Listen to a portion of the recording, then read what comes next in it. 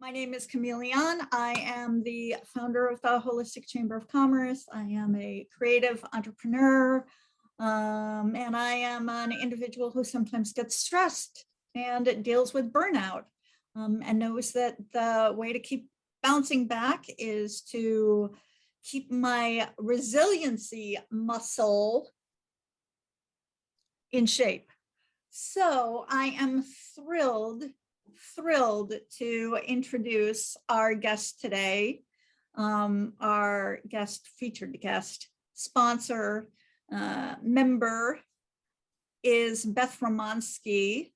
She is an experienced higher education professional, currently serving in the role of Director of Professional and Continuing Education and the adjunct faculty member at Maryland University of Integrative Health. They are a leading academic institution solely dedicated to integrative health programs. A professional health educator, Beth holds a certification as an integrative nutrition health coach and is founder of My Healthy Transitions Health Coaching and co-host of the Wellness Warriors radio podcast. Beth understands firsthand the stress of work-life expectations and believes there's no one size fits all when it comes to health. That mirrors my belief, my understanding, my experience. Even people I'm related to, it's different how we respond to stress and how quickly we hit the wall of burnout and need to bounce back with some resiliency. Beth takes an educational and empowering approach to facilitate positive habits that support holistic well-being and sustainable results, with the mindset that being healthy doesn't have to be hard. In fact, being healthy can be easy. So with that being said, I am going to let Beth guide the rest of our recorded session. And at the end, we will have some time for Q&A, discussion, conversation. Thank you so much, Beth. On with the show. Thank you, Camille, for inviting me to talk about this extremely important topic and for being a partner. You and I have worked together multitude of ways, and we really are aligned in a lot of our I think viewpoints and really what we're trying to do within the holistic and integrative health space. So I'm honored to be here today for those that are with us live and for those that will be listening on the recording. I hope this resonates with you and is beneficial. And for those of us that are interacting live, I encourage you to engage with us in the chat. And since we have a small group, we can certainly add some questions towards the end and some discussion as well to make this more meaningful. So with that being said, I'm going to share my screen. So we're going to take a little bit of a pause and transition while I get the presentation up, and then we will get started with the formal content that I've prepared for today. As you all know, today I'm here to talk about battling burnout and building resilience within integrative health. So I do think that many of you that are listening are holistic health or integrative health or healthcare practitioners. And we are even more susceptible to burnout and stress being in our field, with wanting to give all of ourselves, I think, at all times to make the world a better place and to help others. And so this presentation will be from the lens from an individual perspective. I want to share some practical tips and tools and resources for how you as the healthcare integrative health providers can refill your own cup and prevent burnout yourselves. Also, though, these are strategies that you can then use with your clients and or patients, is my hope. And in doing so, we can support each other to create that sense of collective well-being. As Camille mentioned, I'm currently the Director of Professional and Continuing Education at Maryland University of Integrative Health.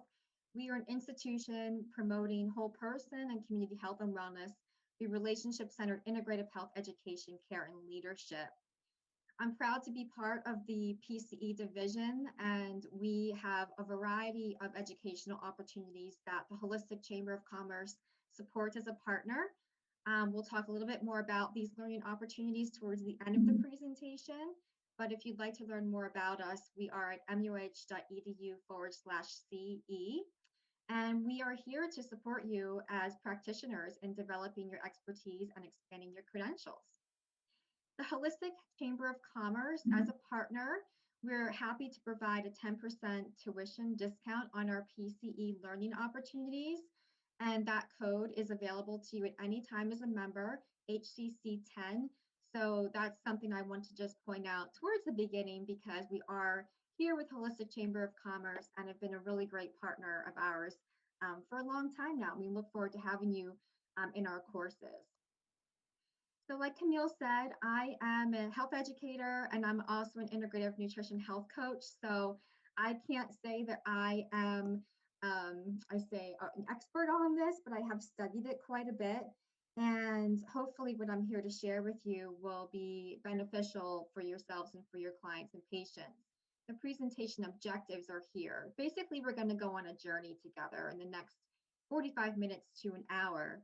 We're going to first explore burnout and stress and really how that shows up in ourselves and our health, and what the impact is in the organizations or the individuals that we engage with. And we're going to then talk a little bit more about some practical solutions for ourselves and for those we work with to build more resilience, manage stress, and prevent burnout, hopefully. And then we'll transition to a little bit of modeling this behavior to create that collective well-being, because it really starts with supporting each other and demonstrating these behaviors ourselves. That collective impact is important to create that ripple effect. So as individuals, we may have some control over what we can do. We might not always have control over what the organizations or maybe the society or the constructs that we are part of. We can't just change those right away. So that can be frustrating sometimes and can also cause more burnout. But what can we do as individuals? Then what will that then do to affect the organization? And then again, as individuals, this will affect our clients and patients. So we are all interrelated. We're not just these silos. And I think that's really important for us to consider when we're thinking about what we can do in this whole change, being agents of change in the healthcare space. Burnout in healthcare is becoming increasingly a problem. In late 2020, you can see these surveys of healthcare workers. 93% of healthcare workers are experiencing stress. That's like all of healthcare workers, right? And this is a field that is stressful. Anxiety, frustration, 76% reported exhaustion and burnout. And we're just beyond overwhelmed, whether or not we work in healthcare or not, right? And so I think that this is an issue not just for the conventional healthcare field, but for us, because as holistic and integrative health and complementary health practitioners, we are the compassionate ones. We want to be there for everyone. But if we're not taking care of ourselves, we can't do that. We can't be effective in our work. So burnout isn't something that should just be talked about as a buzzword. This is something that we really need to think about and address. And so these are some more statistics of how people are experiencing early stages of burnout. So this is really like literally everybody in the workforce. No matter what job you have as a human being, this is not good, right? I mean, the thing is, I've experienced burnout, and I will say that it's a feeling that you may not recognize, but when you study it, you start to realize I am burned out. And we'll get to some of the signs and symptoms in a moment, so you can recognize that a little bit quicker than when it's too late. I would like for those of you to either pause or to share in the chat. What is your current level of stress and or burnout? I mean, if we were to take that sort of temperature on ourselves every day, it really should be a check-in we have with ourselves more frequently than we probably do. And I invite you all then to just take a pause before we start, because I can talk real fast and I get excited. But let's just take a centering moment. We're going to take a deep breath.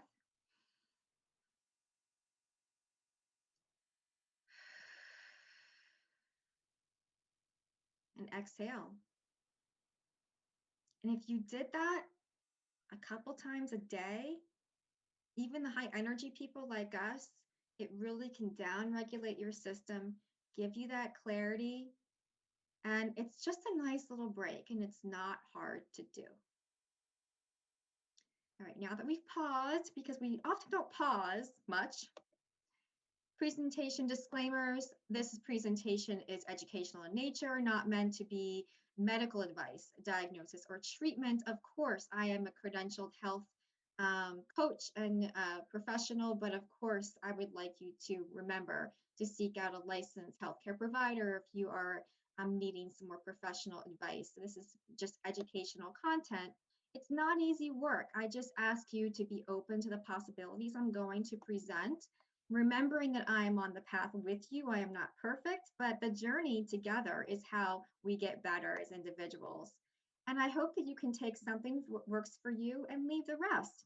Because you know what? That's all that really matters, is to find something that works for you. Like I said, no one size fits all to health. All right, so let's get into stress, burnout, resilience, and health. Let's unpack that a bit.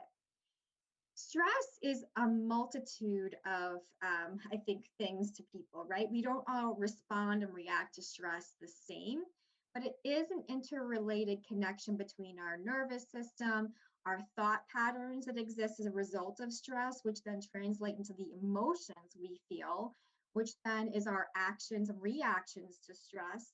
And then that manifests in the physical body. I'm sure I have many energy workers here, and we all know how stress shows up in physical ailments, but people don't often say, I have this terrible migraine or backache or, pain. And they don't think, it's because of my stress. They think something else, right? It's sometimes stress related, many times. And so I encourage you to think about, what does stress mean to you? We all have different tolerances for stress levels. And I'm speaking to the choir here, but let's just review the ANS, the autonomic nervous system, the parasympathetic and the sympathetic side, the fight or flight or the rest or digest. We've got these systems that are taking place that are kind of behind the scenes. We don't often recognize this happening, but our system is doing these shifts between between us, and we can control some of this, believe it or not, and some of the strategies I'm going to share later. Stress response, results in the stress hormones being released that can lead to negative impacts in our metabolism, our metabolic function, and as well as our immune health. And that has been shown to cause, some problems, particularly during the pandemic, right? We don't think about how stressed we are, how that could make us more susceptible to, immune and autoimmunity, of course. Inflammation, that pain, mental and emotional tolls, which are becoming more recognized, which I'm happy to see, even though it's a tragedy that we have to have it as a result of the pandemic and the burnout, but at least it'll bring some attention to the importance of mental and emotional health. And then physical health. Stress can be acute or chronic. Again, as you know, there can be situations that you need to have that stress response. I mean, if you're in a race, if you're in a healthcare profession, that's going to be elevated quite a bit, an ER nurse or, these first responders.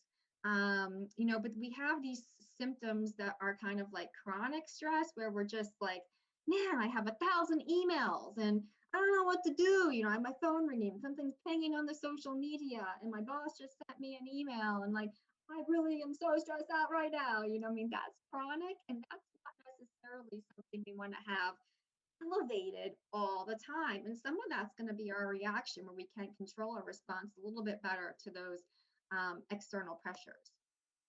The chronic stress impact, you all know, all of these things can be a result of chronic stress. People have problems, concentrating. They can't, lose weight. They've got autoimmune conditions are certainly an issue that I'm sure many of you work with individuals, and they're thinking, well, what is it that I'm eating? A lot of times as a health coach, I think about, Are you sleeping and are you stressed out first? Because those things, those foundational pieces, whatever you're eating, may not even matter if you're so stressed or not sleeping, and things that are just overlooked, right? And of course, more serious health conditions as a result as well. But those little disturbances are important too. You can't sleep, you can't, respond to people in the appropriate way, which is some common stress responses that we have here. Fight, flight, freeze, or fawn. You may not have heard of fawn. That's a little bit of an adaptation from an individual that I referenced in the slides here. But I would encourage you to think about your common reaction to stress. I know I can see myself in some of these, right? I see myself as many times I will be a flight mode. I tend to be a perfectionist. I tend to overwork sometimes or avoid or, things like that. I also would say I tend to fawn a bit where, I might not be able to set boundaries. I may feel guilty about, saying no when I need to. Putting others' needs before our own, I think, is maybe something some of our health, holistic health professionals may relate with, people pleasing. So I encourage you to just identify how you may respond to stress. And that's the first step, is just becoming aware so that you can identify your reactions to handling this in a little bit more proactive way. Stress in the workplace, whether or not you're an entrepreneur or in the workplace, there's stress in the workplace is costing a lot of money for organizations, the healthcare industry in general, as I mentioned before. And the situational stress is also adding on to this. You can see this is a very recent study in terms of the pandemic and how the Americans have been reporting the highest level of stress since the pandemic has occurred. And you can know, obviously, having experienced the pandemic, why that's happening. It's a layering effect of stressors. So while we had stress to begin with, now we have the uncertainty of the pandemic, the social, political, economic stress that's added on to that, remote work, job losses. I mean, working, having the kids at home if you have kids. So all of this compounding each other has really exacerbated the issue that I think will stay with us for quite a while, honestly. It's not just that resiliency, we're going to talk about in a minute, but it's not that easy for people to bounce back depending on where they were to begin with. There's also been an interesting concept called languishing during the pandemic. It's really that meh feeling, that emoji, just that like meh. I know I felt that quite a bit during the pandemic. You're just like, you're not depressed, but you're kind of not right. You're just unmotivated. You just don't know what to do with yourself. You have time, but you don't want to do anything. And that's the absence of well-being. And that's not good either, to have languishing, right? That's not being well. So burnout then goes beyond that. And burnout was originally conceptualized by the World Health Organization as a occupational, I think, scenario and phenomenon. And I think burnout now has gone well beyond occupation alone. Basically, what it was categorized originally as is chronic workplace or work-related stress that's not been successfully managed, and that leads to energy depletion or exhaustion, mental distancing, and cynicism and detachment from one's job, and essentially reduce professional efficacy. And that then can relate to the occupation, but I do believe that bleeds into the personal now. You can be burned out in personal situations as well. So put both together, and you're just burnt to a crisp at some point, right? If you're burnout in work and your personal life. And I think that's going to be even more of an issue if you don't have that sort of solace between that work life, I say separation, but now as entrepreneurs, many of us are integrating work, right? It's within us. And so it becomes even more of an issue as entrepreneurs, even as remote workers. So burnout can be an individual situation, but it can also be situational, like the pandemic. It can also be structural. So I think that that's something to think about too, that an individual can be burned out, but often it's not just that one person within a situational or an organizational context. And that's where collective burnout becomes a little bit of an issue. Beth, Camille. Yes. Could you describe what you mean by structural a little bit? Yes, I think that burnout within structures can be, I said, organizational, or in like a society. So perhaps a certain community or population that may have been Okay. marginalized or something like that, they may be particularly burned out for a variety of reasons. Like a segment of the Yeah, population, whether it's a correct, socioeconomic demographic correct, or maybe a geographical community experiencing. Okay, right. thank Yeah, you. sure. And, I think that that's important to think about. And within different industries and fields, I'm in education as well as, healthcare. And there's really no one, I think, definition or I think sort of assessment of burnout in my research. There's a lot of different ideas about it and frameworks, as with any theory or, concept or construct. But the Maslach Burnout Inventory, the MBI, is probably one that's more recognized, and you can actually take an assessment. If you need to take an assessment, for me, it's like you gotta know when you're burnt out because you're really just exhausted and depleted. But it's interesting because you can see there's burnout scales, and there's actually different inventories for different professions here within this 22 stage questionnaire. But really, it's just about exhaustion, depersonalization, and lack of personal accomplishment. So it's really these categories just sort of stand out as something that really can say, I am burnt out. But you can also see, I find this interesting, that there are some Yes. researchers that find that there's 12 stages of burnout. It's not just like you go from burnout or zero to burnout, right? Kind of go there in stages. And we all know, right? It's like you kind of don't feel great, but you kind of, get yourself back up again. But I see myself here sometimes excessive ambition, pushing yourself to work harder when you're tired. I've done that, right? Not the ambition for purposes of like, it's just, I need to work harder. What's that about? It's neglecting your personal care and your own needs, self-care. And that just sort of transpires and just goes down this rabbit hole of just going down to that physical and mental exhaustion where you just sort of detach yourself and you feel that emptiness and you just can't go on anymore. So I think it's interesting to see that there are stages of burnout. And I would say that there's a lot of people that are feeling this, and it may not be something you want to feel like you are, safe to say that you're burnout because it can be seen as a weakness. And I think that's the problem too, that we need to have these conversations and to support each other and to recognize that we need to give each other personal space if an individual expresses that they are not okay and they're feeling actually depleted and exhausted. We need to help them and support them. Like I said, our peers, our clients, and patients, we need to make it okay to say these things. Um, and like I said, this is just reiterating some things, but stress can be situational, and that's okay. Stress is normal. Stress just happens in life. We're all going to be stressed at different levels at different times. Sometimes maybe more stressful than others. Maybe you have a launch coming up for a program or an event or things that make sense, but there's a level where you also need to say, even though I'm doing this event, I need to take a step back. Here's where I recoup. Strain becomes chronic. And then burnout becomes just detachment. You're just done. You're not able to be effective. Now let's talk a little bit more on the other side of things. What is resilience?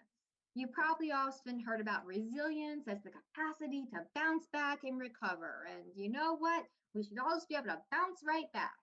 And I think it really is a matter of how well we've been taking care of ourselves prior to this, because if we aren't engaging in some of these activities I'm going to share as a solution to this, it's not as easy just to bounce back. And I think that being resilient doesn't mean that you're never going to encounter stress or distress.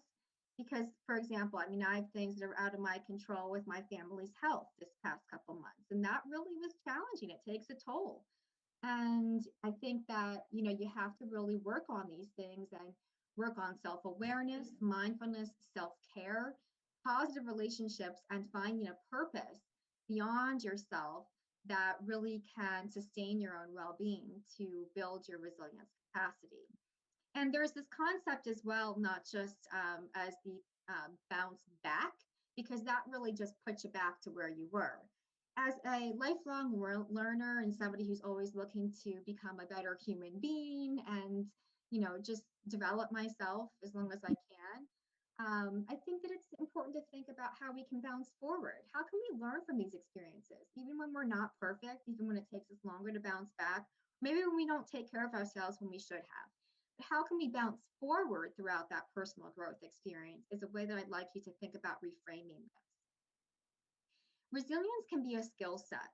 In the research that I've done, there are people that have a more preponderance towards resilience because of their, I think, just personality traits or their upbringings or their tendencies or their collectives, I think, and, environment. Sure, there's those things, but I do believe that there also shows that resilience can be developed as a skill. You can become more flexible. I know that I've become that through personal growth and development throughout the years.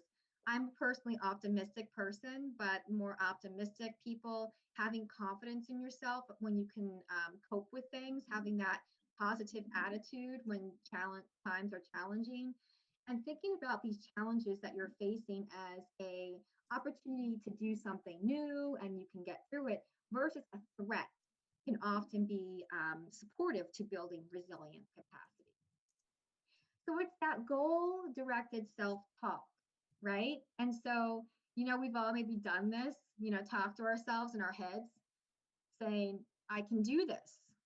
I can get through this. And, this too shall pass is a common phrase that some people say, right? We're talking to ourselves in our heads, right? Having conversations with ourselves can sometimes be helpful to this as well. What is it that's really bothering me here? And what can I do about it? What is within my control?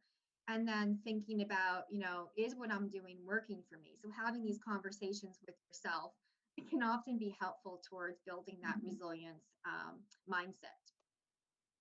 And I also would like to say that I personally believe that resilience may be a continuum. Sometimes you may be particularly susceptible to having so many things happening at once that it may not be as easy for you to bounce back. But throughout different domains of our life experience, I think we all are facing challenges and we have faced challenges. Let's talk about some of those stress management strategies, transitioning to the next segment. You all, I'm sure, know, some of these, obviously the power of the simple breath. It's so easy and free. We did that earlier. The 4x4 breathing method can be so accessible for anybody to do. And that is just breathing in for 4 counts, holding for 4 counts, and breathing out for 4 counts. Do that once, do it 3 times. When you're in a traffic jam, we need to take a step back. The heart rate variability, I'm sure many of you know about. We've got a course on that through MUIH as well about HRV regulation, but that can really down-regulate the stress response very quickly and easily in terms of improving some of those internal systems we talked about earlier from going haywire. Also maintaining an observer's mind. We'll talk about that in one moment too. It's really important to think about this from outside of yourself. And that's the self-awareness. An objective lens is often very important to keep in mind when you may receive something that you kind of think, well, that's rude and that's stressful. But then you try to put yourself in that other person's shoes and you can kind of see, well, you know what, maybe that person, maybe they're having a horrible day, or what is going on outside of my own little head, outside of myself, and is this really the end of the world? Probably not. Or if it is, you know what, you got to figure out how to maneuver with that too. But most times our chronic stress is not the end of the world, right? And so that's also relates to story versus phenomena. The perception we have in our minds about a story we've created versus the facts. We're often good at telling ourselves stories in a negative way, but what if you were to tell yourself a story in a positive way? So let's say you felt slighted by someone, for example, and that's just, causing you a lot of disturbance and anxiety, and you're just all worked up over it. But perhaps that really wasn't their intention. And if you go back and you see maybe they just got a call that their kid, had an accident and they need to go pick them up from school and they completely brushed you off, but it really wasn't about you at all. You know what I mean? So story versus phenomena is something also you can use to think about the reality versus the story you're telling yourself. So it's shifting from that habitual reaction we have to stressful situations and making it more of a choice. So even when you're frustrated, that's okay. You can acknowledge that you're choosing to feel frustrated. So it moves from the uncontrollable, I'm frustrated, I have no control over this feeling, versus the moving towards the I accept that I'm frustrated, non-judgment, I accept this, I am frustrated. Then you move to the next level, I'm choosing to feel frustrated. Really, honestly, many times we have a choice on how to respond to something. We may not have, a way to have the scenario affected, but we can choose our response. And we know this, but it's often a practice we need to engage in. And I'm not saying we have to completely avoid stress. That would be ridiculous for me to say to anybody, because I feel like that's not accepting the fact that, yes, we live in a world that we're going to be stressed, and you're okay if you are stressed sometimes. You're not a bad person. You're not less than because you might be feeling particularly stressed. But how can we adapt to it better instead of avoiding it and making it kind of this thing that we just can't get a hold of, and we just have no control over ourselves, no self-agency. And that's what I'd like to just bring us back to, that mindfulness piece for resilience building. And that is awareness without judgment. Don't judge yourself. If you realize that you're stressed, the first step is just becoming aware. So the observer's mind in practice could look like this, and you could do this with your clients or patients. So you're feeling like you're completely stressed out, you've got a migraine. What did you notice after you skipped lunch that day? How did you feel after staying up so late? How did you feel after responding to work emails until after 9 p.m.? Many of us way later than that, I'm sure. Were you drinking enough water before you got your headache? Are you even doing the basic necessities of taking care of yourself as a human being, right? You notice those things. On the other side, you can build positive habits and behaviors by saying, how did you feel after you exercised? How did you feel after you got a good night's sleep? How did you feel after you ate a healthy meal mindfully without distracting? And how did you feel after connecting with that good friend? Wouldn't you want to have more of those feelings in your life? Well, heck yeah. So what can I do to do more of that, right? So my challenge to you is that integration piece. Just do an experiment with yourselves or your clients and or patients, or both of you. I think it's good for us to learn ourselves. Maybe do a log for a day.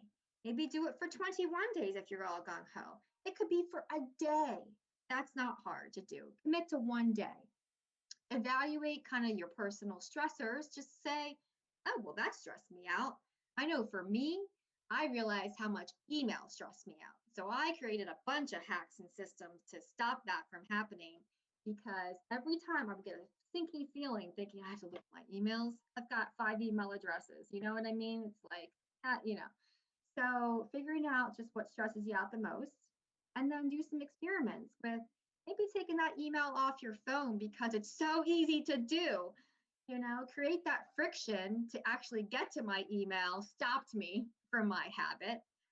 Identify what brings you joy. Can you build that in more like a schedule, like you plan your meetings and all that other stuff you do? So it's just becoming more aware. Communicate, be realistic with yourself, and just notice things first. And that's the meta awareness. Being aware of what we're aware of. So become meta aware. Just become aware. First step. Don't even try to change. Then we need to rethink ourselves. I have a really great book that I just love, and it's called Essentialism. I think I love a good book. And basically the idea of the essentialist, which I've been trying to become, and I've done some work on this, is that you really have to think about, you want to do it all, but you can't. So how can you give yourself that permission to stop trying to do it all at all times, saying yes to everyone but yourself? And that will then allow you the space to make your highest contribution towards things that really matter. It's not getting a million things done, because people kind of put their self-worth on how many things they're getting done. Like the disease of being busy, it's like this badge of productivity. What about making the right choices and getting the right things done? And that doesn't mean that you have to be overly busy. It's protecting your time and energy in the right ways so you can contribute to what's essential. And what's essential may change over time. So focus on what you can control. You're not going to be able to control everything, particularly if you're not an entrepreneur, right? Some people are going to have some expectations of you in some scenarios, but try to make it that you can maneuver around them, even if you can't do it outwardly. Maybe you don't tell people you're not going to check for email after a certain time, or maybe you do and you create those clear boundaries. You need to navigate the situation so those boundaries show up for you. But try to make things more of a design versus defaulting into a mode of behavior. Try to design what you're working on versus it being, well, somebody told me to do this and this and this, and you're constantly just reacting, right? So you don't always have to do things right away. You can create some more space. It's hard, but I believe that this takes more courage to preserve ourselves than it does to, do the other. And of course, I'm probably running out of time here, but I will like to recognize that there are constructs that are in place that, expectations about, what we're expected to do. But think about quality versus quantity. And we all know the big rocks probably in the sand and the little rocks analogy, where you want to focus on the big rocks first, because if you focus on all these little things that are doing the sand, like, just responding to emails all day long, and then you have nothing done, you have no project done, you have nothing to say of your day. You need to think about really filling up that jar with the big rocks, because if you fill it up with sand all the time, the big rocks have no place to fit in that jar. So how can we think about balancing our energy so we have more energy renewing activities versus energy depleting activities to build more resilience results in more self-care? A solution-oriented approach, and I would love to go longer if I had more time here from the friends here. I feel as though there's so much more to talk about in terms of defining well-being and self-care. But essentially, self-care is our ability as individuals, families, communities, or whoever to promote health, prevent disease, maintain health, and just cope without, with our own abilities. And it can be something different to everyone, but it's really about daily habits that impact our quality of life, proactively and consistently taking care of yourself and your health. Of course, we've got these expectations. I don't have the time, the money. These norms and beliefs around self-care are barriers, but they're mostly in our heads. Because if we redefine self-care to more everyday behaviors, like maybe delegating a task, maybe not scheduling meetings on a Friday, maybe taking, that time away from work email, or clearing out your office space so you feel organized and refreshed, or outsourcing the routine tasks that really just takes up unnecessary time, or being compassionate with yourselves and others if you can't, get past something with a setback, or getting some sunshine. Just little things every day can be self-care. It's not just going to the spa, which is great sometimes, going on vacation sometimes is great, but self-care should be every day. It should be proactive versus reactive, to when you're not depleted and you're not at the end of your rope. It should be sustainable and not sporadic. It shouldn't be another task either, so make it something that's meaningful to you and do your best on any given day, because how life shows up for you might be different than someone else, and it may change over time. So I encourage you to take an action step to make a list of 1 to 3 simple things you can do during your day or work week to nourish yourself, to replenish yourself, and things that are more sustainable, very small. And so I'm going to have to go through many of this. Camille, go ahead. I was just wondering if we could just take a quick second and ask our guests on the call today what their number one self-care practice is, and if that's okay, just so that we can. Yeah, I just feel like I'm running out of time. I can't see the time, but if we can go longer, I mean, I'd be happy to. I have so much content to share, but yes, I would love to hear that. Well, everybody, you could also put that in the chat. What's your number one self-care? Tracy, I see that you have given us sleep. Yeah, totally agree with that. And then also this, a response to the second slide would also be lovely. What are you grateful for? I'm about to get to that. Yeah. So we actually know that gratitude, believe it or not, is an easy thing to do that can actually boost our mood and can make us more resilient. This is actually in the research, and we can actually be more productive, and we can achieve more. How crazy is that? So these are some of the benefits about gratitude in terms of strengthening our health, but also becoming more resilient and becoming probably, people that you want to be around, right? So gratitude is an easy thing to do. In a study of healthcare workers, healthcare providers twice weekly, that's it. I mean, we should do this more often. They wrote down things they were grateful for, and that reduced their stress by 28% and really led to positive impacts in productivity, but also of quality of patient services. And what I love about gratitude is that it's easy. It's very accessible for anybody to do. It doesn't require physical ability or anything like that. And it's free, right? So even if you do that with yourself on a daily basis, if you're brushing your teeth, things you do normally, or if you have a meeting, if you have a client session, just beginning that, with one thing you're grateful for. And if it's hard to be grateful of things happening in your life, it's a really challenging time for you right now, who can you be grateful for? Or somebody else or something else other than what's in your life? Because sometimes we can just think of things outside of ourselves and come up with something. But making it frequent and making it visible, I would love to see some of this in the chat, but also I would love to see some of this engagement on social media, on the Holistic Chamber of Commerce pages. Could we start a What Are You Grateful For Today movement within the Holistic Chamber of Commerce group? Because if all of us were to say what we're grateful for, I bet you we'd feel better about ourselves on a daily basis. So easy.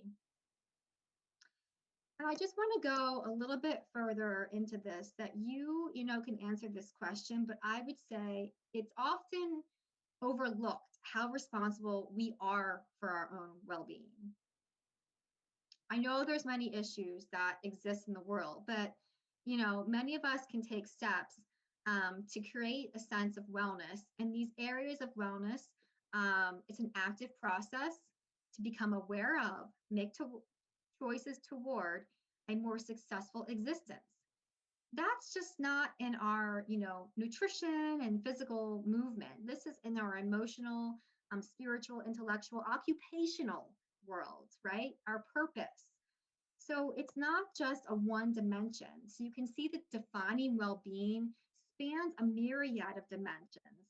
And that relates to our life satisfaction and our health-related quality of life. So if you're a practitioner, sometimes we have a lens where, you're a nutritionist, you're like, well, what can I fix in your food? But we have to think about this, remembering all the times of how we can work together to support all the dimensions of a whole person, holistic approach to healthcare and well-being. And that can be, something that really helps us to create this network within the Holistic Chamber of Commerce. Well-being really is a theme of the extent to which people are doing well in life, a positive state. You can measure well-being on a myriad of tools, right? There's the flourishing scale. There's so many things, the life satisfaction, quality of life scale. There's so many scales you can use. But ultimately, people, I feel, kind of know innately whether they feel well or not. And this spans all of these areas of well-being. And to create your own personal wellness plan, we have a resource which I use with my health coaching clients. This is the MUIH Wellness Wheel, which we have in our health coaching program, which you can actually do this assessment where you can take a look at where you are on various points within this wheel, the dimensions of well-being. And at any point in time, you can see where you might need to have a little bit more focus. And I encourage you as a health coach to focus on just one of those dimensions at one time versus trying to fix it all at once. Maybe you're lacking in a lot of personal connection. So why don't you make a more concerted effort to connect with others in a virtual coffee chat or a personal, one-on-one engagement if you're, able to do so in person. Maybe you think about ways you can just do something for fun, for play, for joy, without it being work related. Maybe you have that's completely lacking in your life right now. And you'd be surprised at just focusing on one piece that is really lacking can really round yourself out rather than trying to do things all at once. Making your health goals smart, specific, measurable, achievable, realistic, time bound. And I add an I make my goals smarty. So they are important to you as well. Because what's the point of chasing after somebody else's goals? We often see something on Instagram or whatever, and we're like, I should be doing that. Maybe not. Maybe you shouldn't be doing that, right? And so think about what's important to you and focus on that. I also encourage you, my health coach tip is to focus on the action before the outcome. So what happens typically is you have a goal. I want to lose 20 pounds. Well, that's great. What are you going to do to get there? Or, I want to be less stressed. Okay, that's great. What actions are going to get you to be less stressed? It's not the outcome, it's the actions that then lead to the outcome you want to focus on first, if that makes sense. So in this example, I will cultivate a meditation practice. The benefits of achieving this goal are reduced stress, overwhelm, and gaining a greater sense of awareness to be more present in my work and my personal interactions. Well, how are you going to cultivate a meditation practice? What are you going to do? It could be you listen to your meditation app 3 times a week for a total of 21 days, then see how that goes, right? You set a specific, measurable, tangible thing you're going to do.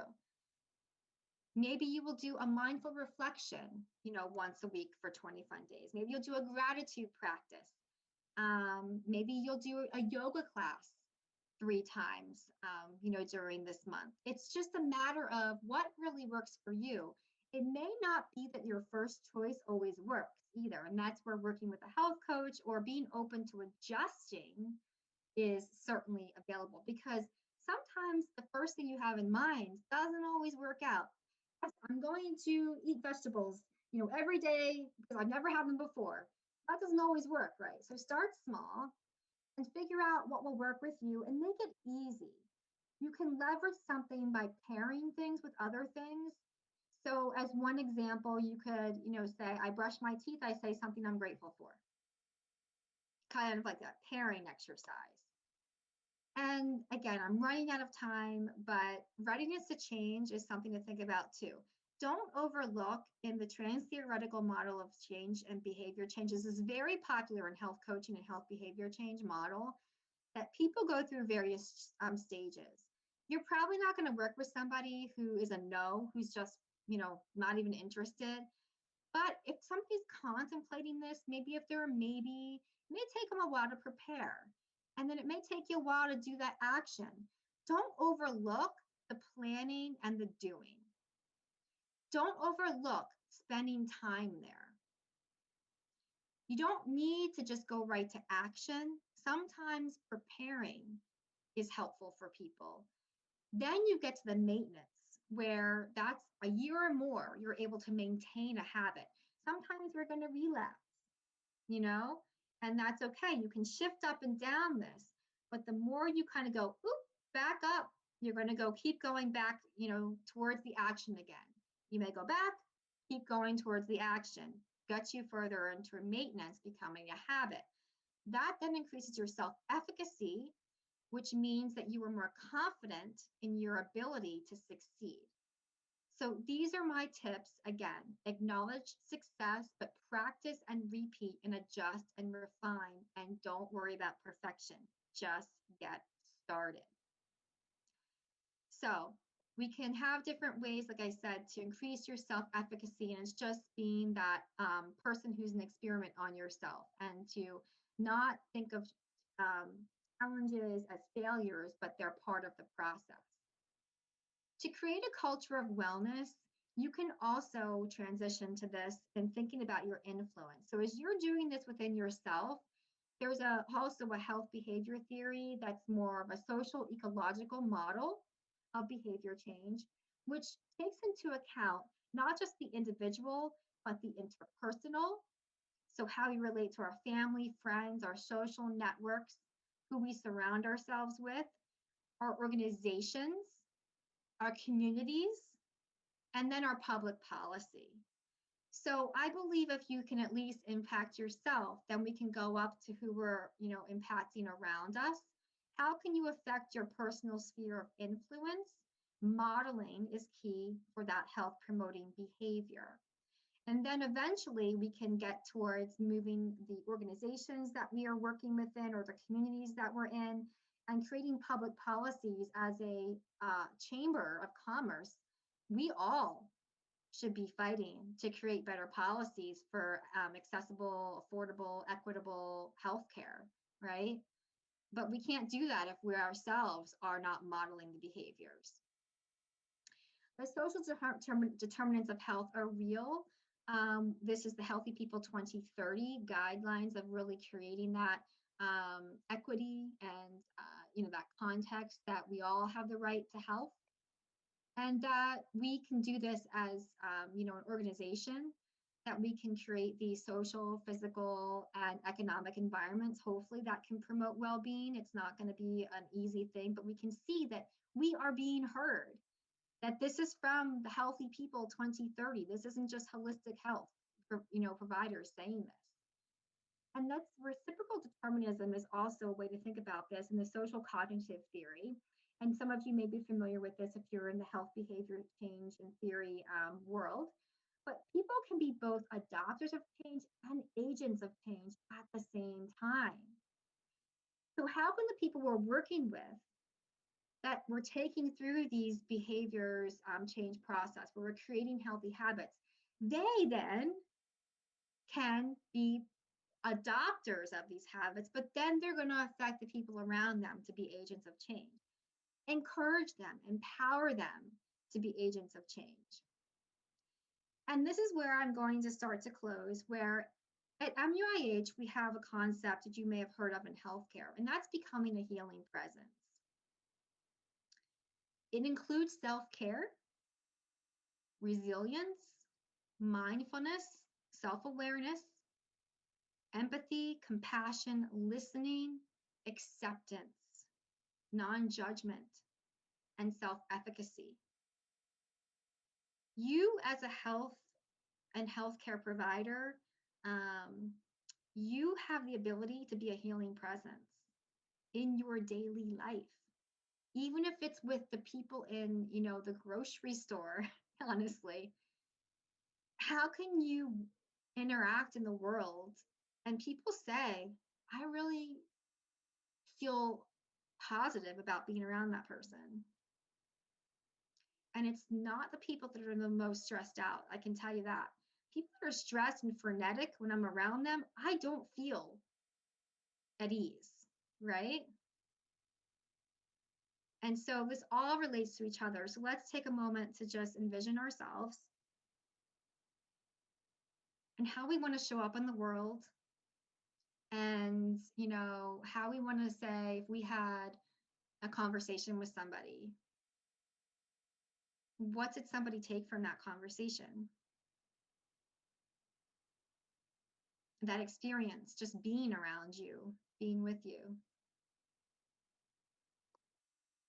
And that's how we transform ourselves. And I believe, just one person at a time. There are people around us. So in closing, we talked about what we're grateful for. We talked about what we've learned about ourselves since the pandemic. We talked about silver linings in some ways. We talked about ways we can build resilience, building our own personal habits, focusing on self-care as a solution, not just thinking burnout is the badge of honor or the answer, and that we can work hard, but we can also take care of ourselves and those around us and have a good life. And I like to just close because I've had dandelions throughout this presentation. And believe it or not, dandelions are symbolic for resilience, because dandelions are often seen as weeds in the conventional world. We've somehow made them into weeds. But you can see this puffball version of the dandelion, which really spreads itself. And honestly, that's the state of what we're trying to do as individuals, I believe, with these concepts. And I think being the dandelion is symbolic for being resilient, because dandelions are really hard to get rid of. You know what I'm saying? They don't die easily. And these weeds, quote unquote, are very medicinal. Many of you, maybe herbalists in the audience, are thinking about all the medicinal properties dandelions have, right? We can eat them, we can roast them. They're great for ourselves and our health, but we have to rethink this. So I would say, be that resilient dandelion, spread your resilience. And, I think it's really about focusing on, there's no one size fits all to health, but that these small efforts add up, and that it's never all or nothing, and just start where you are. And I encourage you to take that with the people you're working with too, is please don't try to make them better or change them all at once, Focus on where they are, be with them, be a healing presence in your daily life. And I encourage you, as a result of this presentation, I wouldn't be an educator without giving you homework. And that is to take just one smarty action step that you can do to improve your own health and well-being. To start with your own health and well-being. Make it specific, measurable, achievable, realistic, timely, time-bound, and important to you. It's not just, I'm going to get more sleep. Again, make it action-oriented. Make it more specific than that, and how you're going to do that. You're not going to look at emails after 7 o'clock because that disrupts your sleep. So examples. And I'd like you to share these with the HCC community. And we have some benefits for you, Camille will share as well. We have a new Resilience and Wellbeing course bundle where you can actually learn about all of this in a more course-oriented CEU format through our organization. You can click the link there, which Camille will put in the chat and in the follow-up resources. All of these 6 courses are bundled into a program that you can do at your own pace, online, at your own time, no pressure. They're convenient, comprehensive, they are affordable. You'll save $300 by purchasing them in a bundle. And through the HCC benefit, those that are listening to this right away are going to get an extra 25% off, which is additional $150 off through November 1st using the promo code HCC25. Those of you that are listening after that still get your HCC 10% off benefit. So no matter what you're saving and you're earning CEUs, you're getting a lot of education for lifetime access. So you don't have to feel stressed about completing it, right away. And we also have other programs. Please connect with us. You can get our latest updates. We release new course offerings every day. You can connect with the HCC team. They can tell you how to get their link, the member benefit at any time. I hope you have enjoyed and benefited from this presentation. You can learn more about us at muih.edu/CE. And this is me, Beth Romanski. Connect with me. Beth, thank you so much for sharing so much information with us today. I really have appreciated your time.